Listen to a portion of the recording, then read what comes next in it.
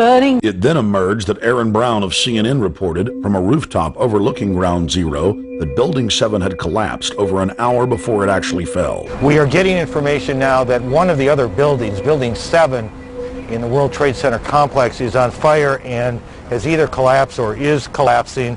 And you, to be honest, can see these pictures a little bit more clearly than I. But the clincher is that NIST was unconfident in its own conclusion after years of delay in its report, finding only a, quote, low probability that the building fell due to fires. NIST refused to test for the theory of controlled demolition. The simplistic explanations of the cartoonish official story have been picked apart. More than 1,500 professional architects and engineers have put their reputations on the line, insisting that the laws of physics are not optional during a terrorist attack. Collapsing towers that couldn't have been brought down by jet fuel, evidence of demolition, testimony from police, firefighters, and other rescue workers who witnessed bombs that day were ignored by the 9/11 Commission. Video evidence showed molten steel, but NIST denied this. When you see molten steel running down the channel rails, like you're in a foundry, like lava. But public sentiment has shifted. Whereas early polls in 2002 showed very few skeptics, as the years moved along, there have been more and more who doubt the official story.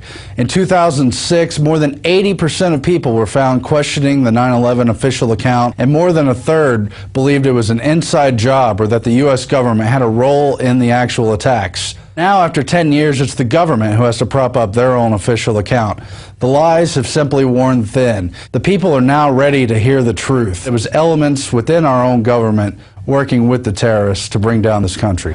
We're here to make sure that the official story continues to collapse. We're here to expose the terrorists, the people that really carried out 9/11, the criminals inside the military-industrial complex. Clearly, our leaders have lied to us. But what really happened?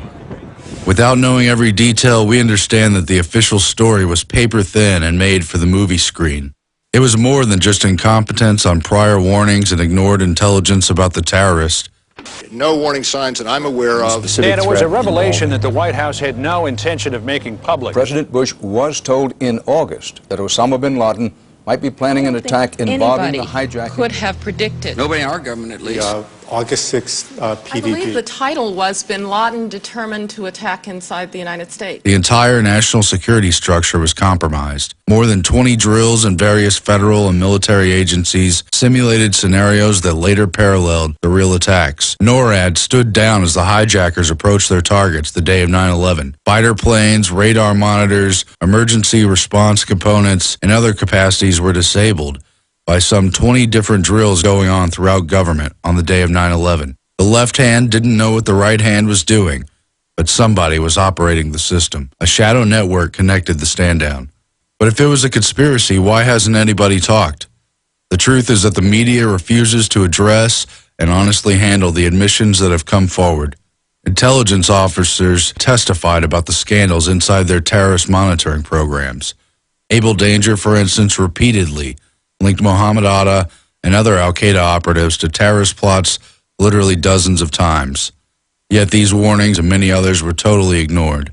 FBI translator Sybil Edmonds broke her gag order to blow the whistle on wiretaps she translated leading up to and including the day of September 11, proving that Osama bin Laden and al-Qaeda were working for the U.S. government up until the day of 9/11.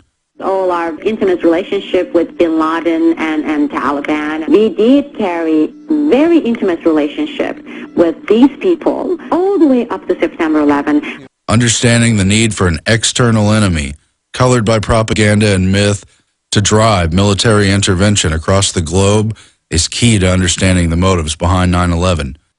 The al-Qaeda network, with cells spread across the map, is comparable to a can opener for U.S. military invasion, exposing nation after nation to war, sanctions, or humanitarian intervention. National security advisor Zbigniew Brzezinski trained these men to entrap the Soviets in Afghanistan, backed first secretly by the Carter administration. Later, the Reagan administration publicly hailed the freedom fighters, carrying out a protracted war that debilitated the enemy. Later, these men were reformed into the Pentagon client al-Qaeda, to back NATO interests in the Balkan Wars. As the group was rebranded as an enemy, its iconic leader, Osama bin Laden, a billionaire whose family has heavy business ties with the West and whose code name was Tim Osman, became the new face of terror. The perceived menace of these radical groups spread out in nations across the Islamic world has contributed significantly to the pretext for invading, bombing, or going to war. Key bono, who benefits? History confirms false flags behind nearly every major war, from the Gulf of Tonkin, the USS Maine, babies thrown from incubators, WMD lies, and so much more. Many of our leaders burned around the potential that a false flag could provide for their foreign policy and domestic agenda. The Project for a New American Century, or PNAC, the neocon group that would soon fill much of the Bush administration, wrote in 2000 how a, quote, new Pearl Harbor could help them pursue their plan for a global American empire, noting that a catastrophic and catalyzing event would help move their agenda forward in a timely fashion. Brzezinski also wrote in his Grand Chessboard in 1997 how foreign policy had to be buoyed by widely perceived external threat. Then, just days after 9/11, the Council on Foreign Relations met to openly discuss how the crisis could be used to build a, quote, new world order. There is a chance for the President of the United States to use this disaster, and that is a new world order. Now, in the Obama administration, we've heard about the next terror attack. We've seen advisors like Robert Shapiro hail the usefulness of an Oklahoma City or 9/11 style attack. Glenn Beck and Michael Savage both warn how the Obama administration could seize upon another terror attack to blame the right. The Homeland Security apparatus has been turned around on the people. Instead of pursuing suspected radical jihadists, outspoken Americans have been placed under suspicion, including returning vets, Tea Party activists, peaceful opponents of the Federal Reserve, and supporters of third-party candidates, among others. They've all been identified as potential domestic terrorists in law enforcement documents. And this has been reinforced by Homeland Security memos and its constant propaganda. Don't assume it was left by accident. If you see something, say something. Chuck Norris is only the most recent of many prominent citizens who become concerned about videos depicting white Americans, not Muslim radicals, as likely terrorists, cementing the notion that the police state was built for the people. They've been conditioned for slavery by TSA pat-downs, body scans, and other invasive and unconstitutional searches of airline passengers. But now that's expanded into bus passengers and highway checkpoints. The system will never admit the truth that's plainly in front of us. It's simply too invested in the lie. But the truth will come out through tireless research and persistent efforts.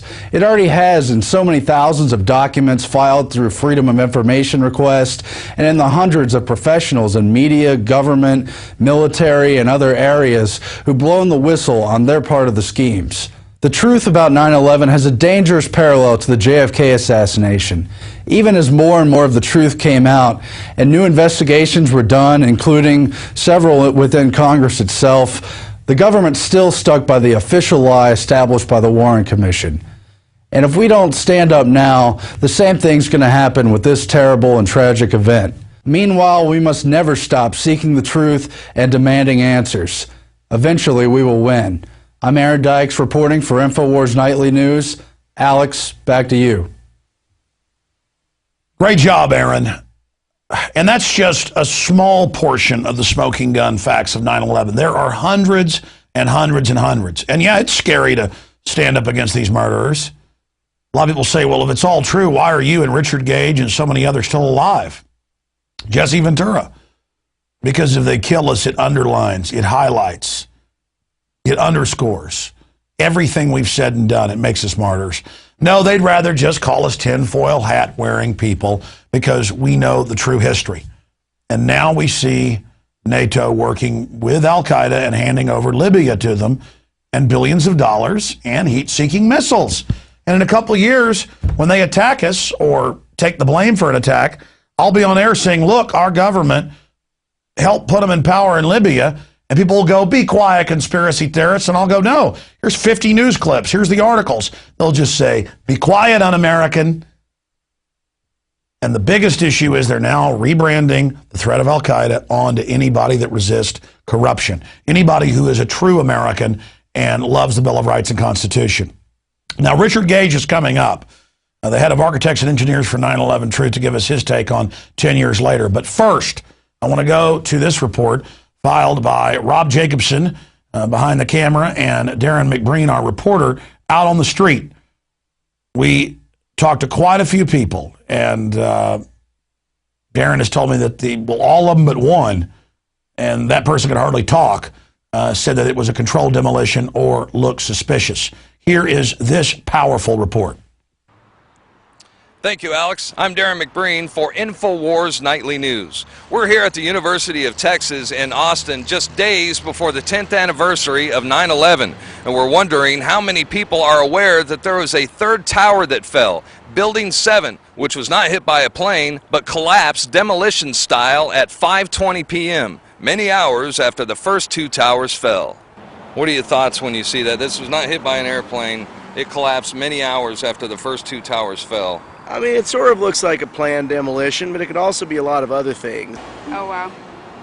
Have you ever seen that video before? I have, actually. It was, this is weird, but it was one of those conspiracy videos I saw, but yeah, it was pretty crazy, the video I saw. It just, like, dropped straight down. Have you ever seen the video before? Not at that building, no. No. Do you find it interesting that it was not featured in the 9/11 Commission report? It wasn't featured at all? That is interesting. That is interesting. And it looked, you know, it was a very controlled blast, it seemed. What are your thoughts when you see that building go down like that? I don't really know what happened to it. I don't think anyone, like the government probably wouldn't tell us. I'm actually in the College of Architecture as a grad student and have seen several demolitions, and it does look completely controlled. I mean, it looked like a controlled demolition. It didn't look like the explosion happened from like one side, like coming in or anything like that. It looked like it kind of happened from the bottom and just kind of imploded on itself. Is that the first time you've seen the video? Yes, definitely. That's the first time I've ever seen that, yeah. This is my first time actually hearing about Building 7, so you know that tells you how much they've covered it, but that's very weird. It really looks like a demolition implosion. I don't remember seeing it at all. I remember watching both the second tower collapse live, and I don't remember hearing or seeing anything at the time about that. As most of the INFOWARS audience is aware, World Trade Center leaseholder Larry Silverstein gave the okay to pull the building moments before Building 7 collapsed. BBC's Jane Stan